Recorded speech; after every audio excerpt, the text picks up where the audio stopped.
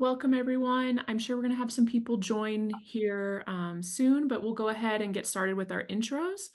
Welcome, everyone, to our first talk in our AI webinar series. Today, we're focusing on chatbots and conversational AI.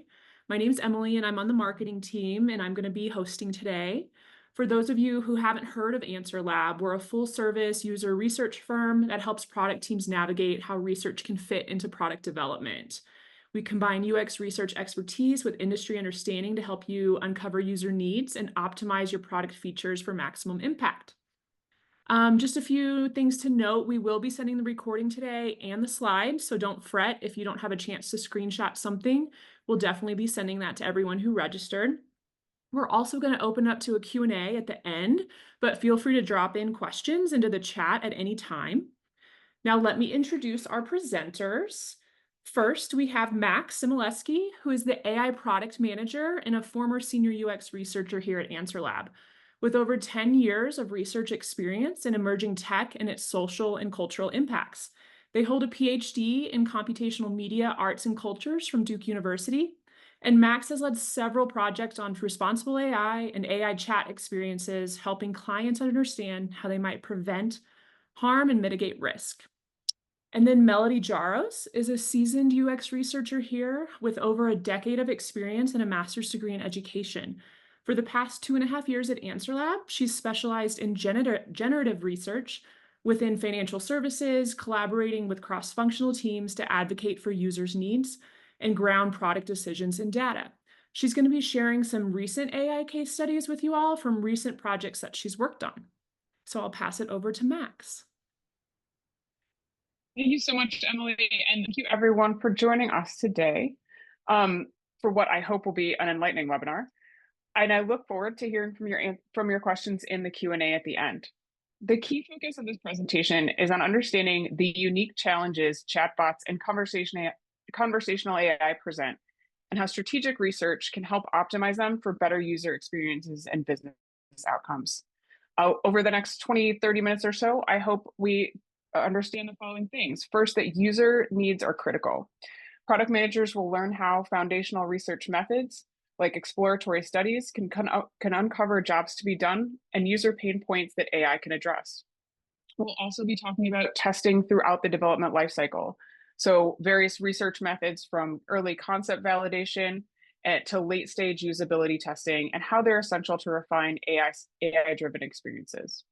We're also going to be talking a little bit about designing for diverse users and thinking about the importance of inclusivity in design, ensuring that chatbots cater to diverse user groups and provide accessible, inclusive, personalized experiences while protecting user privacy. Finally, we'll be talking about how to leverage research to drive business outcomes. The presentation will emphasize how UX research not only enhances user experience, but also drives business growth by optimizing product features and aligning them with market needs. Before we dive deeper into how to conduct effective UX research for conversational AI, let's take a moment to think about the unique challenges these technologies present. Designing conversational interfaces differs in some significant ways from designing traditional graphical user interfaces. In conversational UX, the focus shifts to language, context, and dialogue management. We need to understand how these conversational agents, AI-powered systems designed to interact with users through natural language, fit into users' lives, and how we can create seamless and satisfying user experiences. As we consider the future of conversational AI, we're seeing a shift from general purpose tools like ChatGPT and Gemini to more specialized and domain-specific interfaces. While general tools have demonstrated the versatility of conversational AI, the real value for users and businesses comes from AI systems designed for specific industries like healthcare, finance, or customer service. These more tailored interfaces can better understand the unique context and needs within their domain, provide more precise and relevant interactions that enhance user satisfaction and drive business growth. This trend towards specialization reflects a deeper understanding of how AI can deliver targeted value. Domain-specific conversational AI not only offers more accurate and intuitive responses, but also can seamlessly integrate with existing workflows and address industry-specific challenges. As we explore further, we'll look at the opportunities and challenges of designing these focused conversational AIs and how effective UX research can help create impactful and user-centric solutions. Now, I want to explore some of the key UX opportunities and affordances that conversational AI brings to user experiences. First, on-demand and efficient support. Chatbots can provide 24/7 assistance at scale, which is a huge advantage for users seeking quick resolutions for issues or answers to specific questions. This capability can significantly boost customer satisfaction by helping users resolve problems more efficiently. Next, we have personalization and engagement. AI chatbot AI chatbots can use user data to deliver highly personalized experiences, which can deepen user engagement and foster loyalty. This is a powerful tool for creating meaningful connections with users and differentiating features like highly tailored assistance or recommendations. Streamlined processes, automating repetitive tasks like scheduling or order tracking, can save users time and effort, improving overall efficiency. For instance, chatbots in customer service can automate order status updates or appointment bookings, reducing the need for human intervention and speeding up response times. Conversational AI can also make services more accessible by providing support in multiple languages and formats, broadening its reach to non native speakers and diverse user groups. But accessibility extends beyond language. Conversational AI also cater to people with different abilities, such as those with visual, hearing, or cognitive impairments, by incorporating features like voice commands, screen reader compatibility, or simplified language options. Research plays a crucial role in identifying these additional features to ensure that all conversational AI systems are inclusive and usable. Contextual awareness is key to creating engaging and differentiated experiences. By leveraging user context, chatbots can provide more timely and relevant responses, enhancing user satisfaction. For instance, remembering user preferences or past interactions can build toward offering more personalized and efficient support in future interactions. Lastly, chatbots can turn user inputs into useful artifacts like summaries, to-do lists, or recommendations, boosting productivity and efficiency. The opportunity with AI generated content is doing it in a way that drives value for users with outputs that can be effectively integrated into workflows and daily routines. Each of these affordances highlight how conversational AI can revolutionize user experiences, but they also point to areas where careful UX research and design are needed. So next, we'll dive into the challenges associated with each of these opportunities and how we can address them effectively.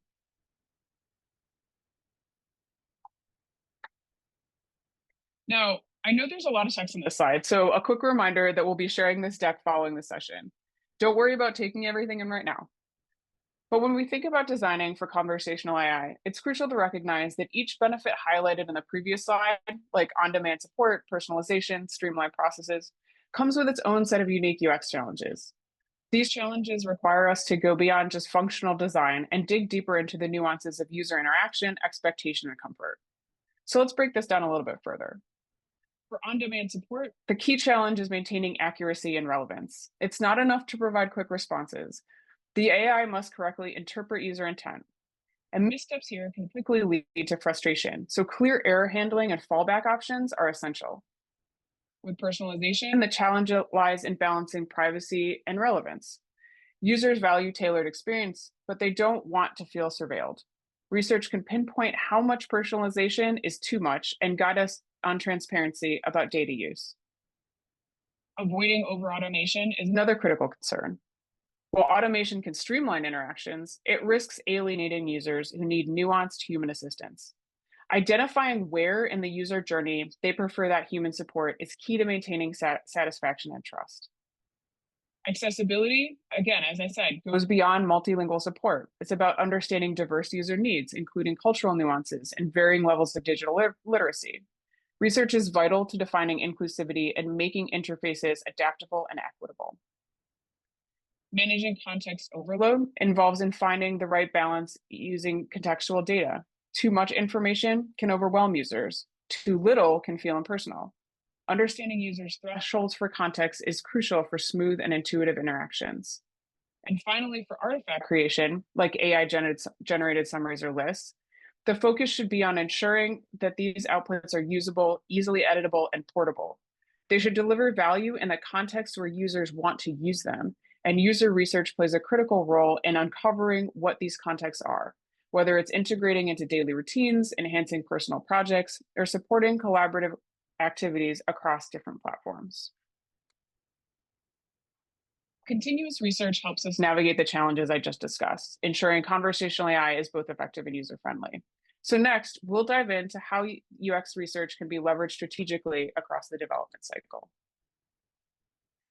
When developing conversational AI, it's important to align your research methods with different stages of the product development cycle. Each stage has its own unique goals, and using the right method at the right time ensures you're building an AI solution that, from the start, truly meets user needs. I'm going to start here with a brief outline, but over the next few slides, we'll go into depth on each of these methods with specific examples to give you a better idea of what these strategies might look like in practice. Starting with the discovery phase, we tend to use exploratory research, like in-depth interviews and diary studies, to uncover those core jobs to be done and identify user pain points that AI can address. This helps in defining the foundational direction for your solution. During early development, Wizard of Oz testing, where users interact with a system that is presented as fully functional, but is actually operated by a human behind the scenes, allows us to validate concepts and understand user expectations without full-scale development. This method offers rapid feedback on new conversational flows, enabling quick iteration. As we move into the design phase, competitive analysis becomes key. It benchmarks your tool against others in the market and helps you refine features that differentiate your product. In the mid to late development stages, task-based usability testing focuses on optimizing specific flows and ensuring that users can complete key tasks effectively with the AI. This method helps pinpoint usability issues before you go and launch the product. And then finally, testing conversational flow and engagement comes into play around launch and beyond. This method is crucial for fine-tuning conversational dynamics to improve user satisfaction and boost engagement. So now let's dive deeper into each of these methods, discussing their benefits and how to implement them effectively. As we discussed in the exploratory phase, in the discovery phase, exploratory research is a great way to uncover those foundational needs that conversational AI can address. So methods like in-depth interviews, contextual inquiries, diary studies, these help understand users' pain points, expectations, and desired outcomes. For example, imagine we're looking to integrate conversational AI into an e-commerce app to enhance product discovery.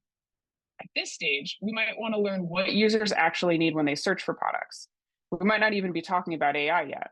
So, are users looking for a quick recommendation based on previous purchases, or do they want to explore new categories they haven't considered before? Instead of focusing,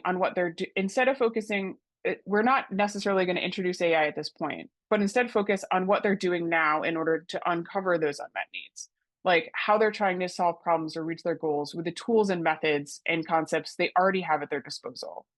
Through exploratory research, we might find that users struggle with too many choices or lack of confidence in product decisions. They might express a desire for more interactive guidance that helps them narrow down options based on specific conversational prompts about their lifestyle preferences.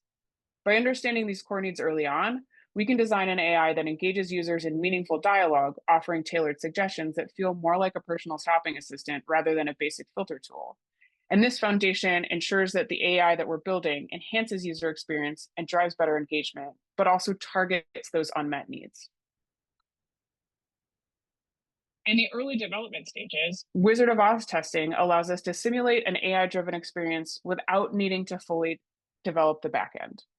This method will help us quickly validate concepts and understand user reactions to new conversational flows. Consider here a chatbot being designed to assist with travel booking, but users are finding it frustrating when it doesn't understand nuance requests like, I want a quiet hotel near a park at this price point. Using a Wizard of Oz test, we can simulate those more complex interactions with human operators behind the scenes running the whole show. By observing how users are interacting with that system and what kinds of follow-up questions they ask, we can then refine the AI's conversation design and response logic before we're actually even building anything, ensuring that it meets user expectations without that heavy investment in development. As we move into the design phase, competitive analysis helps us understand how our AI compared to the other solutions in the market. This research focuses on benchmarking key features and identifying gaps where our product can stand out. Imagine here we're developing a customer service chatbot for a retail client. But during the testing, users express that they prefer a competitor's chatbot for its seamless handoff to human agents. A competitive analysis there would involve testing both our chatbot and the competitor tools to identify what makes that handoff more intuitive. And insights like these allow us to adjust our design and close those gaps, improving the chatbot's usability and user satisfaction. I've also led studies where researchers go out and test and compare several AI features and solutions for a particular use case or product area to provide strategic insights into what features are essential for competitive differentiation, where opportunities exist for innovation, and how to prioritize improvements based on user preferences and market trends. These kinds of methods can help product teams understand the strengths and weaknesses across tools and can guide decisions on feature development, integration strategies, and even market positioning. In the design and testing phase, task-based usability testing helps with optimizing specific user flows and ensuring that key tasks are intuitive and easy to complete. For example, picture a finance app chatbot designed to help users manage budgets, but users report difficulty in setting spending alerts, or you're seeing a lack of uptake around a new AI feature. Through task-based usability testing, we can observe the precise moments where users struggle in that process. Maybe they're confused by the language used, or struggling to effectively word initial queries, or they can't find the right options in the UI. By identifying those pain points, we can refine the conversation flow, adjust prompts, or simplify the interface to enhance usability and user satisfaction. At the launch phase and beyond, it's all about refining the conversational flow and engagement. Here, we focus on fine-tuning the AI model and conversational journeys based on user feedback to better meet expectations. That testing can even include building labeled conversational examples that can be used in model training and fine-tuning. Imagine a healthcare appointment booking chatbot that can handle scheduling inquiries, but struggles to provide a smooth experience when users need to reschedule or cancel an appointment. Initial user feedback might indicate that the chatbot's responses feel abrupt and users are left unsure about the next steps or follow-up actions. By testing the conversational flow, we can evaluate how naturally AI transitions between different conversational states and how effectively it handles the changes in user intent. For example, users might expect the chatbot to offer helpful options like rescheduling, providing available slots, or offering alternative solutions when they mention that they need to cancel. By refining these conversational pathways, such as incorporating proactive suggestions or clear next steps, we can significantly enhance user satisfaction and trust.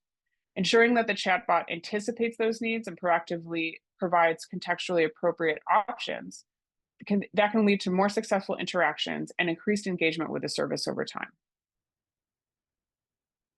Before we move into our case study, I want to take a moment to outline a few key considerations for designing, moderating, and reporting effective studies on conversational AI. These insights are based on what we've learned so far in the field doing this UX research and have been helpful for ensuring impactful and actionable outcomes. We spoke to some of the UX researchers leading our conversational studies to better understand what they've learned doing studies on AI. Their insights reveal why thoughtful study design is crucial for gathering solid and impactful product insights, which in turn lead to greater success in UX research projects, especially when dealing with an emerging technology. When UX research is done right, we can manage participant expectations more effectively and design research protocols that truly reflect their needs. This leads to actionable insights that can shape the product development with more intuitive, ethical, and user-centered AI products. First, effective framing is really important. How we introduce AI to participants can significantly impact their understanding and engagement. If the goal is to explore user needs, we might frame the AI as a tool that can solve the specific problems we're designing for, rather than just presenting it as AI. Conversely, if we're testing usability or conversational flow, it's vital to set clear expectations and define tasks ahead of time that align with real-world scenarios and that feel believable and natural to participants. This framing helps participants accurately gauge the AI's capabilities and limitations and imagine how they might actually make use of it, resulting in way more insightful feedback. Diverse recruitment and onboarding is another key consideration. Participants bring varying levels of experience with AI, from first time users to those with established expectations. Proper onboarding, especially for those who are new to AI, is essential to help them understand how to interact with it and what to expect.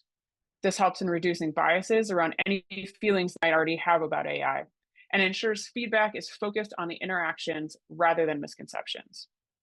But beyond experience, diversity in recruitment is crucial because conversational style, tone, and expectations are often culturally mediated. Users from different backgrounds may have distinct approaches to conversation, to vocabulary, to politeness norms, and to how they phrase requests. I've seen in multiple studies how a diverse participant pool makes it more likely that participants will identify potential issues related to harm, AI bias, or assumptions embedded in the AI's responses. Diverse recruits help us address ethical considerations early and design more inclusive and fair AI systems from day one. Moderator contextualization and having UX researchers who are knowledgeable about AI and the discourse surrounding it is crucial in delivering effective insights. During sessions, moderators should be adept at interpreting and contextualizing that participant feedback. For instance, if a participant has a negative experience due to misunderstanding how to use the AI, moderators should be ready to probe deeper and provide context to avoid skewing the conclusions. This nuance is crucial for capturing the core insights they need for product development. And finally, it's essential to understand that users' mental models and expectations. Many users may not realize they need to phrase prompts in specific ways to get what they want, particularly if they've used more straightforward rule-based chatbot systems. Research should explore these mental models and provide guidance during the study to help users form more accurate expectation of what conversational AI can achieve. To bring all these points together, let's look at a real world example. I'm really excited to introduce my colleague Melody Jaros, joining us right now via recording here, but she'll be around in real time at the end for a Q&A. The project stream Melody is about to outline illustrates well what it looks like to conduct foundational research on AI products, highlighting how we might apply some of the principles and methods we've just discussed to drive meaningful insights and effective design outcomes. Hi, my name is Melody, and I'm a UX researcher here at Antilab. Over the past few years, I've had the privilege of supporting multiple teams on AI-powered products and have worked on over 20 rounds of research related to chatbots or conversational AI. Today, I'm going to share some unique strategies to navigate this complex landscape. To start, there are two distinct challenges in conducting foundational UX research on AI-powered products. The first is that we're dealing with a product that hasn't been built yet, making typical methodologies like A/B testing or usability testing impractical. Second, many users cannot fathom the extent of AI's capabilities. Their existing mental models and design patterns don't apply to these new tools. This makes it difficult for them to accurately predict or describe how they would interact with an AI-powered product without actually using it.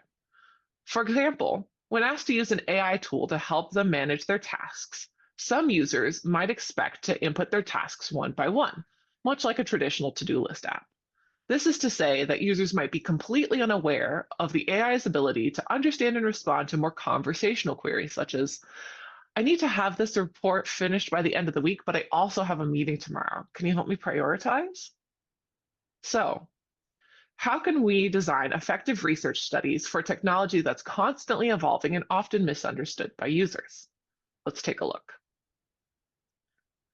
To gather initial insights into user behavior, we started with unmoderated studies where participants had to complete tasks using existing conversational AI tools like ChatGPT and Gemini. In these sessions, we observed that many participants experienced pain points around prompting the AI. Participants often struggled to recall relevant details that they needed to provide, leading to multiple rounds of trial and error. For example, when trying to use an AI tool to schedule a meeting, participants might initially ask, can you schedule a meeting with John next week? However, they often struggle to specify the specific date, time, and location preferences, leading to multiple rounds of back and forth with the AI. Despite these challenges, the unmoderated studies gave us a glimpse into how users might approach AI interactions on their own without a moderator there for additional support. At the same time, this led us to wonder, might there be a better way? How can we build an AI product that better supports users along their conversational journey? For example, what would happen if the AI asked users questions to help them recognize rather than recall relevant details? Conversely, what if users expected the AI to produce results immediately, and that not doing so would lead to further frustration or loss of trust? We imagined that the ideal user experience lay somewhere between two extremes, but how could we test our hypothesis? We initially considered testing our hypothesis using traditional UX research methods like usability testing with a Figma prototype. However, we quickly encountered significant limitations. When presented with sample conversations that depicted potential interactions with the AI, participants argued that they would never speak to the AI in such a way, and that the actual conversation flow would deviate significantly from the scripted examples that they were shown. In this way, the prototype was hindering our ability to gather meaningful feedback. We were concerned that relying on feedback from such a limited and unrealistic representation of users' experiences could lead to inaccurate data and ultimately result in building a tool that was based on incorrect assumptions about users' behaviors and needs. This led us to wonder, what can we present to participants if we want more realistic feedback and don't have the resources to build the AI first? This is where Wizard of Oz testing comes into play. Wizard of Oz testing is not actually new. It's been around since the days of testing automated dial-in responses on phone systems. But the research methodology has seen a resurgence in the era of conversational AI. The method consists of a participant who thinks that they're interacting with an automated response system, such as a chatbot or a conversational AI, but behind the scenes, they're actually conversing with a human working off of a pre-planned script. The use of a human affords the flexibility of replying to a broader range of responses, while using a pre-planned script decreases the number of variables within the study. Once we knew we wanted to use the Wizard of Oz methodology, we had to understand if there were any considerations we needed to make in terms of actually recruiting participants for foundational AI research. One of the challenges that we faced when conducting foundational user research on AI tools is that there was a steep learning curve to properly using AI. For example, people who regularly use ChatGPT might already know how to engineer a productive prompt, including what types of details to include or exclude, and how to address AI hallucinations. In contrast, people who've never used AI approach the conversation window like they would a Google search bar. Their expectations for how the journey should flow are more like that of a traditional web engine search, just with a greater allowance for typos. As such, we found that it helps to test on a slightly larger number of participants than we would use for a traditional study and to recruit participants with a wide range of AI experience levels. Given all these considerations, let's go ahead and find out what were the results of Wizard of Oz testing. Wizard of Oz testing proved to be quite insightful. We even had several cases where participants genuinely thought that they were conversing with an AI. The ability to more accurately mimic the conversation experience let the product team gather more accurate reflections of how their tool could work without them having to wait for the AI to be developed. This study revealed patterns in potential conversational flows, as well as an understanding of what situations might trigger a breaking point where the AI would switch from being perceived as thorough to being tedious. All of this information helped inform the product team on key decisions about how to build and position their tool. An added benefit of Wizard of Oz testing was that it was able to inform later rounds of research. For example, when it came time to do usability testing with a Figma prototype, the team already had a repository of conversations between the user and the AI to map out what a conversation might look like. These conversations much more accurately reflected how an actual user might interact with an AI compared to a fictional script written by someone on the product team. So as you can see, conducting UX research on AI products can be a complex endeavor. However, by applying creativity and innovative practices, UX research can play a pivotal role in guiding product teams towards building AI-powered tools that truly meet the needs of their users.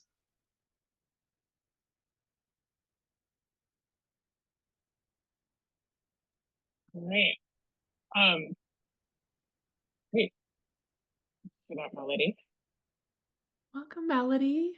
Um, we do have a couple of questions, so thanks for submitting those. The first one is, how can we train AI with more diverse perspectives to help ensure that when it's used, it makes life better and more accessible for underrepresented populations, for example, people with disabilities?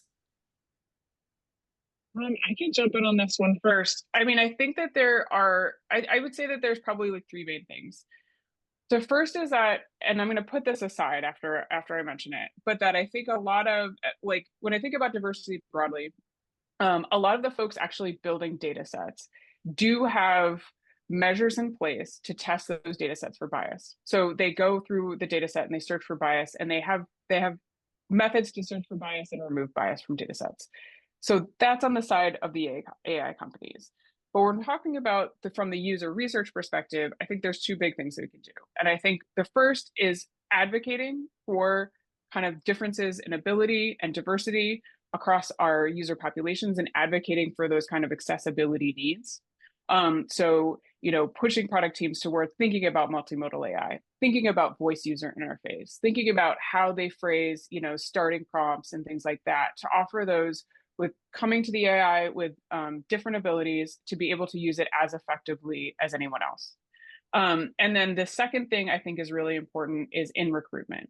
So recruiting diverse populations, it makes it so much more likely. I've seen this in study after study that issues around bias, issues around kind of the assumptions the AI makes, issues around the potential for harm will actually come to light.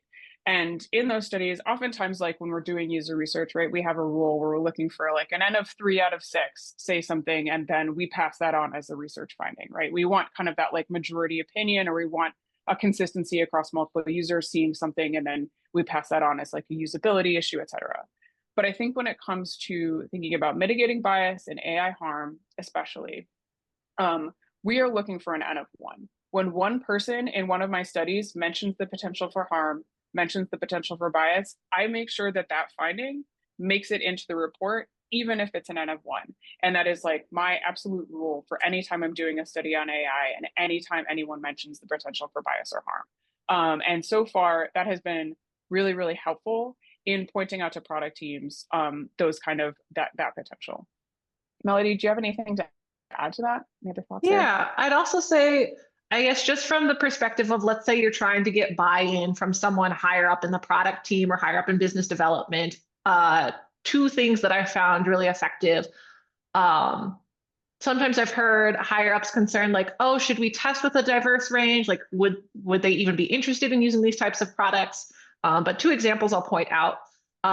Low to no vision participants are often already more eager to try out AI tools because they've been using AI tools to help them with screen reading or other types of assistance with their vision. A similar sort of scenario, for example, with participants or users who might know English as a second language, often relying on AI-powered tools like Grammarly to help them improve their copywriting and their speech. So you've already got sort of a ready and an eager market that's open to try out AI. And so if these people are ready for it, to build a tool that they will want to use. Great, thank you. We have a few more questions. So the first one being, what chat platform did researchers use in the Wizard of Oz testing to interact with participants and simulate the AI interaction? Yeah, great question. You can use any video platform tool. So think like Zoom, WebEx, Microsoft Teams. Basically, the way we had it set up, we had our human come in with their logo as a sparkle, which is kind of the visual symbol that people have come to associate with AI. And then we had them pretend that the chat the chat interface within Zoom or WebEx or whatever platform was we had uploaded the AI into Zoom or WebEx. And so they, between seeing the icon and seeing the way that the person was talking, it sort of helped replicate that idea of like, oh, I'm typing or chatting to them. We even made sure to have them do it on their phone if we wanted to replicate that mobile experience. So they really had that like muscle memory of using your thumbs to chat with somebody. There's another follow-up on the Wizard of Oz technique. When using this technique, did the AI have expertise in the topic that it was supposed to have help with, or did they confer with AI on their end to create thorough answers? Yeah, there was a combination of things supporting our humans. So we had the project managers on the team there to, in Slack, offer messages. We had another tab open with Gemini in case we needed to pull in any sort of AI sounding phrases. So there was a whole team of people supporting the person who was trying to pretend to be the AI in the back. Awesome. We also had a question submitted ahead of time, so thank you for doing that. What is a good way to communicate the AI chat capabilities to a user? Is it helpful to call it AI or just call out capabilities or something else? I can definitely Yeah. chime in. Oh, go ahead. Sorry. First, then I'll pass it off to you, Melody. Oh, I think yeah. like, yeah, going back to kind of like that graphic of like, you know, different parts of the development cycle, I think it really depends on where you are. I think in the exploratory phase, it's actually a lot more helpful to not necessarily say that you're designing for AI or the study is about AI, and rather like talk about sort of some of the capabilities or affordances that you want users to understand. This right away gets them like not in that kind of AI mindset, right? They might have been reading the news and have like XYZ information about AI that they know about. And that'll kind of remove that veil. And it also helps them really think about capabilities first. So we're focusing on the capabilities and not the technology, right? And so this is like telling users like, imagine you have an assistant that can do X, Y, and Z. Like how do you see that integrating into your life? Or how would you want to see that in this workflow? Right. You're not even talking about it, that the fact that it's AI.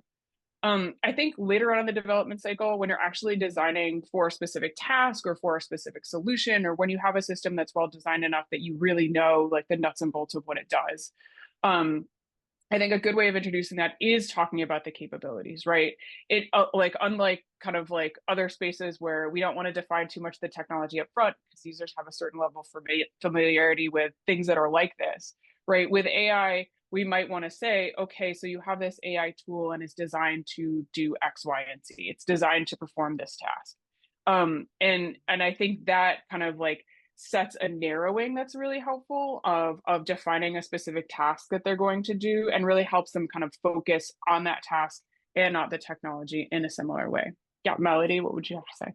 Yeah, I guess sort of building on that, again, my area of specialty is more in the like foundational early stages of research, but we've directly seen this in studies where if I introduce the concept as just imagine there was an AI tool that could do blank, we get very like mixed level responses from participants about what they perceive as the value of the tool. But if we really frame it from like a jobs to be done perspective, especially if earlier on in the conversation flow, we ask like, how do you currently, like, what current tools do you use to solve this problem? What's your current approach? And then saying, imagine that there was a AI powered tool or just a tool that could help complete some of these tasks for you. Then they sort of see this connection of like, oh, I hadn't even realized there was the technology to back up the ability to complete some of these tasks. And they can really approach it from that problem solving perspective. And they come in with a more open mind and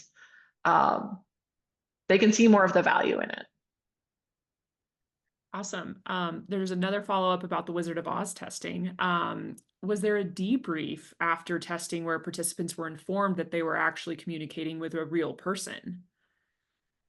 Ooh, great question. I think that depends on the study and what you do or want to disclose, if you want to lift the veil or get more feedback on that part. In the studies that I've done, we hadn't even intended for people to think that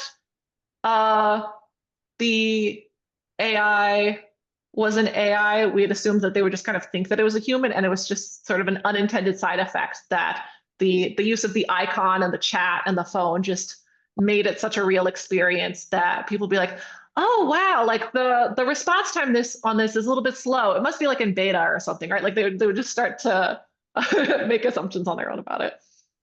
But to each researcher's taste and choice on that. Got it. Great. Well, that's what we have for today. Thank you so much, Max and Melody, for presenting on this topic, and thank you everyone for joining. If you do have any follow-up questions or something that comes up later, send us an email and we'll try to get back to you. And again, we'll be sending out the recording and the slides. Thank you so much. Thank you, everybody.